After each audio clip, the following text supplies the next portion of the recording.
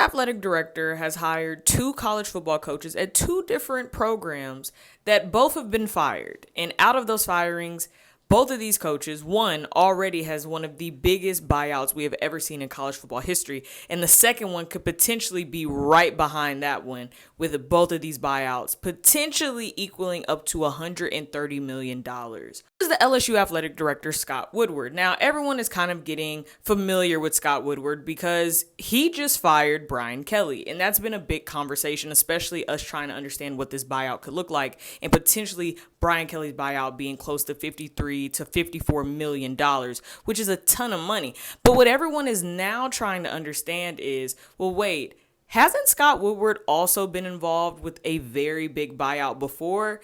And that is partially true and then partially not.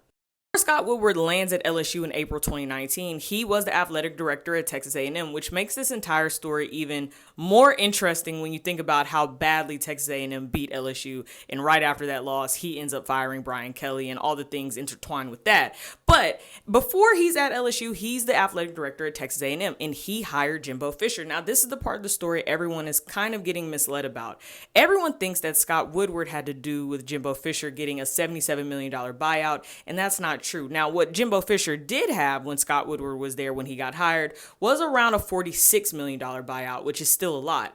But by the time that Jimbo Fisher had signed his extension, which ends up being that $77 million buyout, Scott Woodward had already left Texas A&M. So he technically had nothing to do with that $77 million. Where you could place maybe all the blame on Scott Woodward is that he hired Brian Kelly, and that potential buyout of $53.8 million does rest on his decision making. So yes, that is one where you could point all the fingers to Scott Woodward and say you were the reason why Brian Kelly is getting this massive buyout. But I guess the conversation is too that Scott Woodward seems to love giving big buyouts. Again, like I said, Jimbo Fisher had around a $46 million buyout originally with Scott Woodward before Scott leaves, and then he gets an extension that ends up being close to $77 million.